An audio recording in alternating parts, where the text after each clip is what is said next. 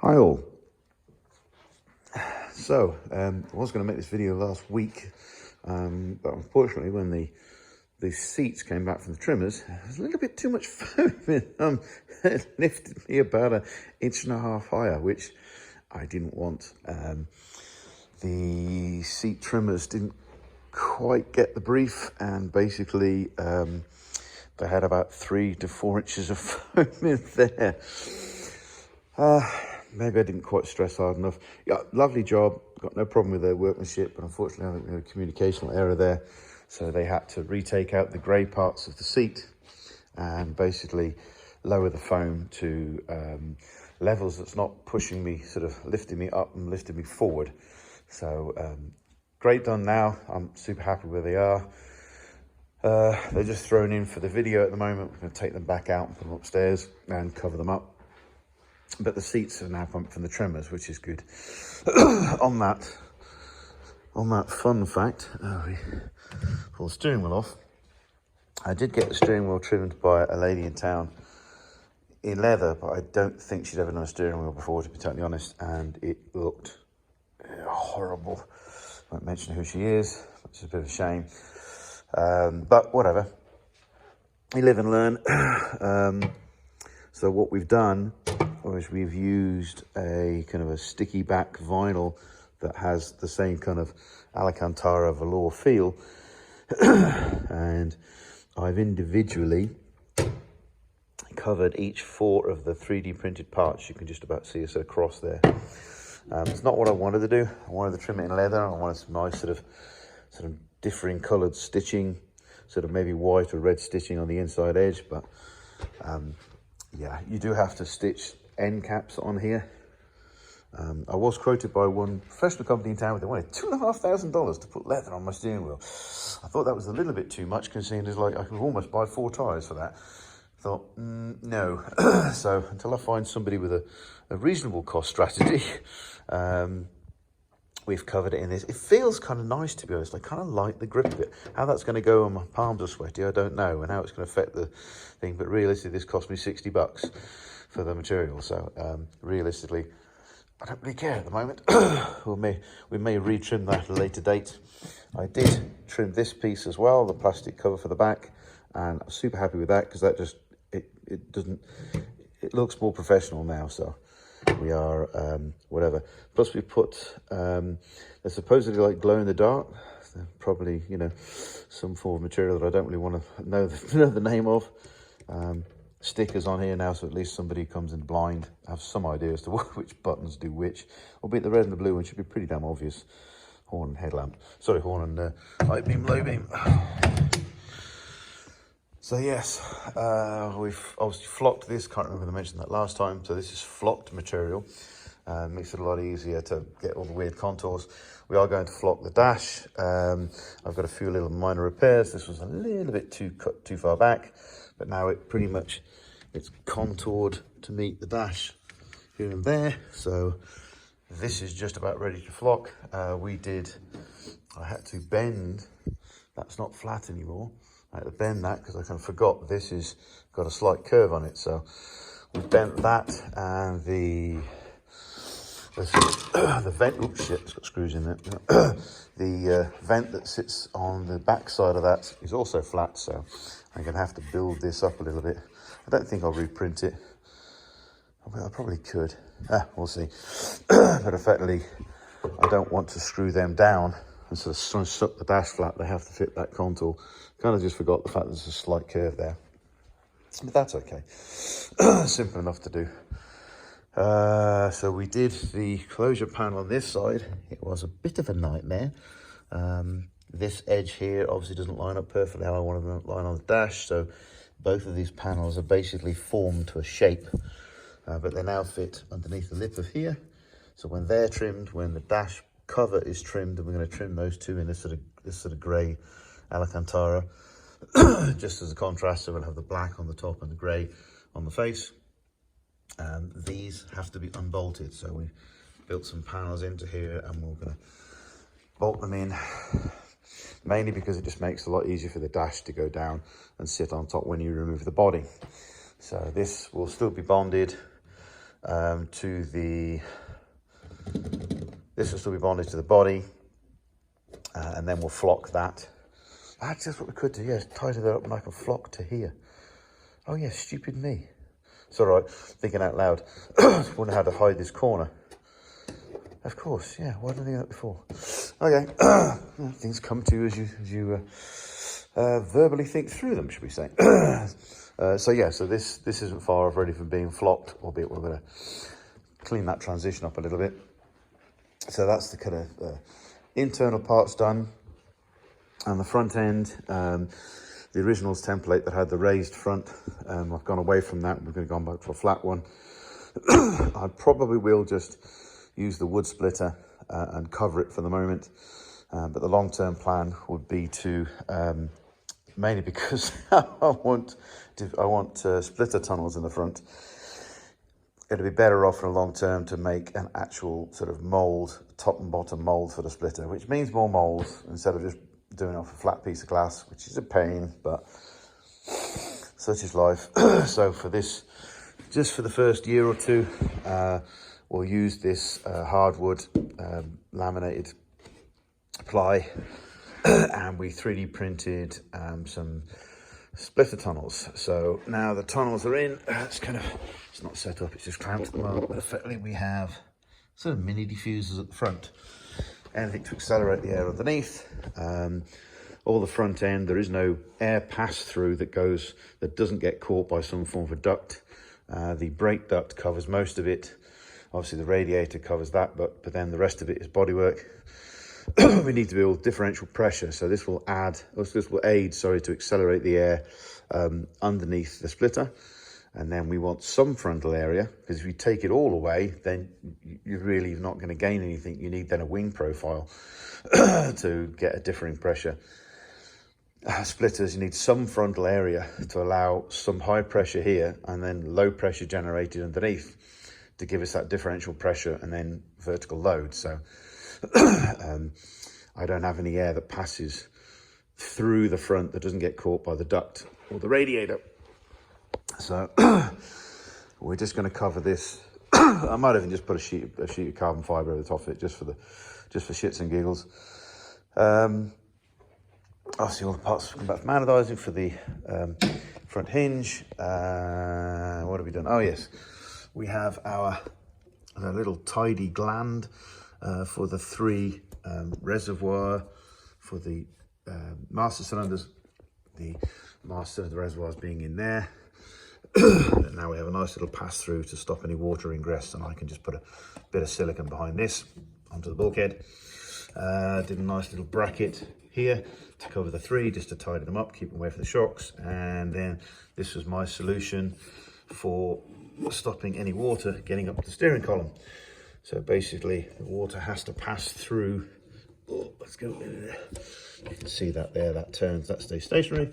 The water has to go down through here, back, down, up, and push back up. So the likelihood is we're probably not going to get anything through that way at all. So couldn't find any other sealing gland.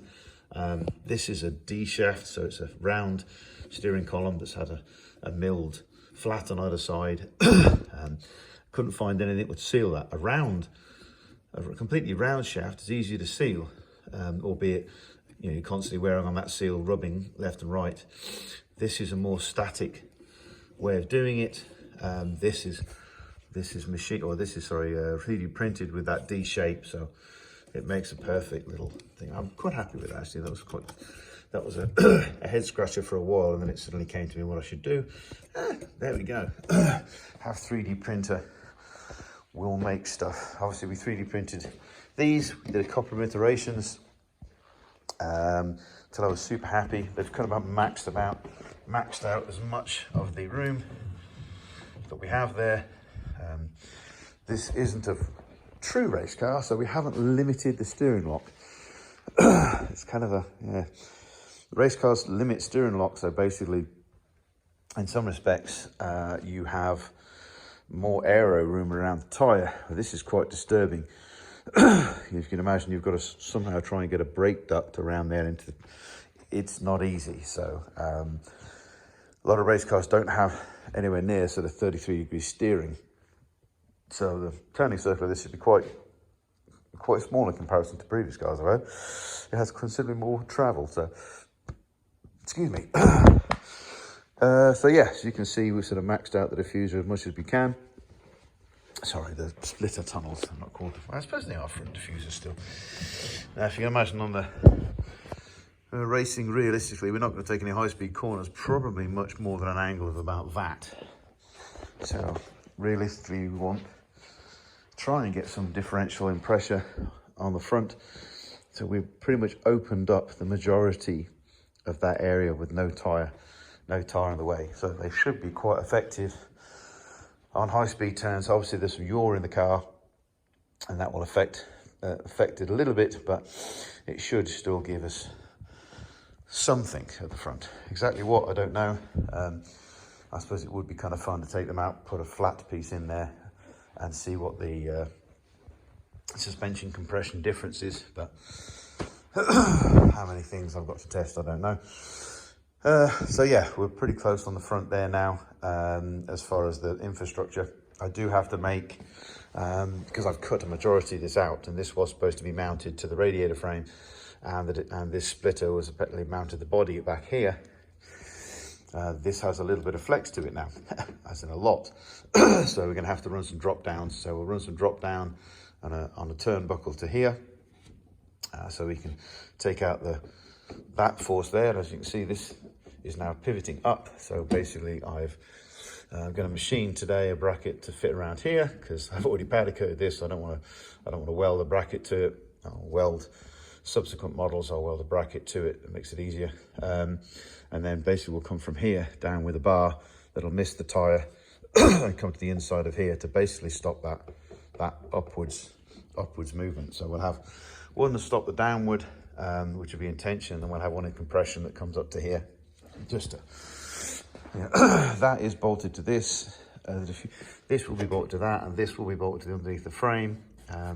But still, we need a little bit more support.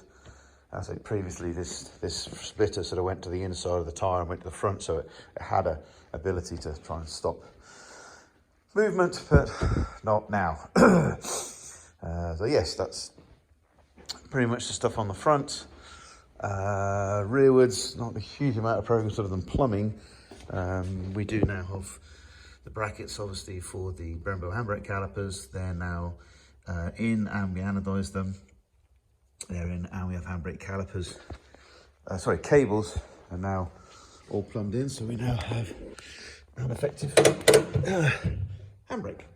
So, yes, how effective that is, I don't know, but one thing we don't get in Canada, strange enough, we don't have MOT stations, so really we don't have a station where we can actually test the power of the handbrake stroke brake system. So any form of safety testing is really done on the road, which, yeah, it's one negative, I suppose, not having those rollers that virtually every other garage has, that allows you to check actually what forces the handbrake's doing. But such is life. We have ordered the new bamboo high temperature dryer, which is probably needed more for the nylon parts that I can print. So it's nylon with a carbon fiber filament added. So the parts that are going to get more generally hotter than everything else, especially these pieces here, these aren't bolted in yet. I'm going to make a bunch more of these to basically tidy up the hose runs. Unfortunately, there's some areas where there's a lot going on, and I'm probably not going to be able to tidy it up as good as I'd like, but those parts will have to be printed in nylon 6, and I'll do nylon 6 with the CF additive, just so that they're super strong. Really coincidentally, just really lucky that the handbrake cable, there's too much camber here at the moment. Obviously there's no lower wishbones because we only just put the diffuser back in. This literally just misses the bottom of the diffuser on full droop, or the top of the diffuser full droop. So it's just, well, more luck than judgment. So happy on that. Yeah, that's about it on the car at the moment. I've got lots of stuff that's finished. You know, the exhaust is all sitting there. The interior is pretty close now. they don't have much excuses to not get on with stuff. So, but there you go. It's all the little stuff that takes a lot of time, and I'm kind of fussy in some respects. So, you know, I don't want to finish it and just to get it on the road. I want to actually get things fixed. It's 99% of the way there. Yes. Oh, one last thing. It's getting to that time now. Obviously, the tyres I bought for the front were already aged out and knackered. They're already too hard, but I literally paid like $200 for some brand new tyres that had never been fitted. Good, perfectly good enough for setting up. They were the right size, like 265, 35 18s. We had some Viper Cup 2 rears. They're a little bit worn, but yet again, they're aged out. I think I paid $100 for the pair. Perfectly good enough for setting the car up, but at the end of the day, we need nice, fresh, sticky tyres. So there was always going to be changed to new tyres once we put the car on the road. These happen to be Cup 2s just by pure chance, but we are going to initially, because we want to put some road miles on this thing, we are going to fit Michelin Pilot PS4s. They actually do a couple of different sizes that would fit the rear. They actually do a 325, which is a vet size. I think they do a 345, and I'm not sure about that, the PS4s. Cup 2s, obviously, PS4s maybe not, but they do a 355 now for the rear and a PS4, and I suspect the new PS5 as well. So we've got a decision to make there. They all fit obviously on a 12-inch rim, but now it's time that we basically strip our lovely HRE wheels. There isn't many marks on. There's one mark here that could do with a little bit of the buff out, but effectively we need to make these things look nice and shiny and new. So we're taking them into town. We're going to have them ceramic tumble polished, which is a new thing for me, and then we will have them repowder coated.